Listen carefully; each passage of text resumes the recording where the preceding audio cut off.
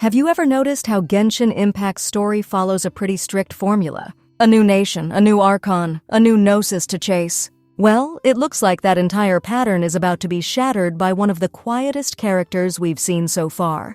I'm talking about Columbina, the third Fatui Harbinger, and what we're learning about her role in the story is honestly one of the biggest twists Hoyoverse has ever set up. She might just be the character who flips the entire world of Teyvat on its head. Out of primogems? Don't worry, I've got a way to save money and get double the Genesis crystals. This is Lootbar.gg. It works just like the in-game top-up system, but with up to 25% off, and new users even get a 10% extra discount using the link in the pinned comment. See this? The regular $100 pack only costs $85 on Lootbar, and each update they release an exclusive $77 bundle available for your first purchase every version.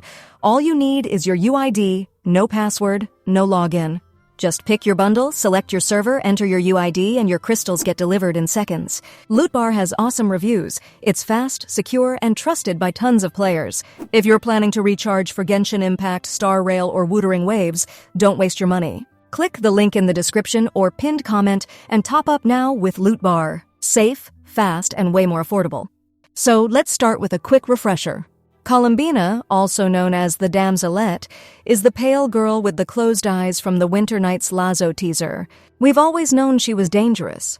Child warns the traveler to stay away from her, the Wanderer hints at her unsettling nature, and Nahida herself states that the top 3 Harbingers possess power on par with actual gods. That alone puts her in a league of her own. But the new information we're getting takes this to a whole different level. Before we go any further, a quick heads up that this discussion will touch on some unreleased lore and leaks about the upcoming region. If you want to go in completely blind, this might be your cue to come back later.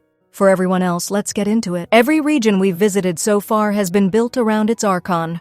Mondstadt has Venti, Liyue has Zhongli, Inazuma has the Raiden Shogun, and so on. They are the center of their nation's faith and power. But the next region seems to break that tradition entirely. Based on what we know, there is no Archon being worshipped there. Instead, the people worship Columbina. And I don't just mean they respect her. I mean they have built a religion around her. You'll find statues of her where you'd normally see statues of the Seven. The people pray to her, they build monuments for her, and they call her the goddess of the new moon. She has, for all intents and purposes, taken the place of an Archon in the hearts of the people. But here's the twist that changes everything. The people don't actually know her as Columbina. The name they worship is Kutar, an imagined moon maiden. It's the exact same situation as in Mondstadt, where the citizens revere Barbatos but have no idea he's their carefree, wine-loving friend Venti. This means the people's devotion is completely genuine, but they're worshipping a figure whose true identity is a Fatui Harbinger. That detail is huge, and it brings up so many questions about what the Fatui are really trying to achieve. Is this about control or something else entirely? I'm genuinely curious what you all think about this, so let me know in the comments if you believe this is a classic Fatui manipulation tactic, or if Columbina might have her own agenda. This is where the deep lore really kicks in. We've learned that Columbina was literally born on the moon, and carries the memories of a previous moon goddess. This explains so much about her design, from her celestial aesthetic to that otherworldly feeling she gives off. She isn't just pretending to be divine, she's connected to something ancient and alien to Teyvat. And to make it even crazier, we know the Traveler's own spacecraft is also on the moon. Suddenly, these two characters aren't just on opposite sides of a conflict. They are fundamentally linked by their origin, both tied to the moon and a legacy beyond this world. This connection almost guarantees that their eventual meeting will be one of the most important moments in the entire story. Of course, we still have to ask if Columbina is truly in control of her own destiny. Some lore descriptions mention her being carved into a steel prison, which could be a metaphor for how the Fatui are using her image. Is she a goddess acting of her own free will, or is she a powerful puppet whose likeness is being used as an ideological weapon by Snezhnaya? Knowing how Piero and the rest of the Harbingers operate, it's probably a bit of both. They are smart enough to recognize her immense power and ruthless enough to package it in whatever way best serves their goals.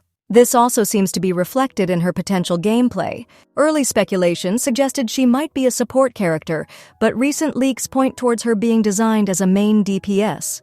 This is a big deal because characters who fill the Archon slot in their respective patches, like Raiden, Nahida, and Furina, have all been meta-defining. If Columbina is being treated the same way, we can expect her kit to be on that same Archon level. When you zoom out and look at the bigger picture, Columbina represents a massive shift in Genshin's world building. For so long, the 7 Archons have been the unshakable pillars of Teyvat. But now the Fatui are showing that they can replace these gods, and they're not doing it with brute force. They're doing it with something far more powerful, Faith.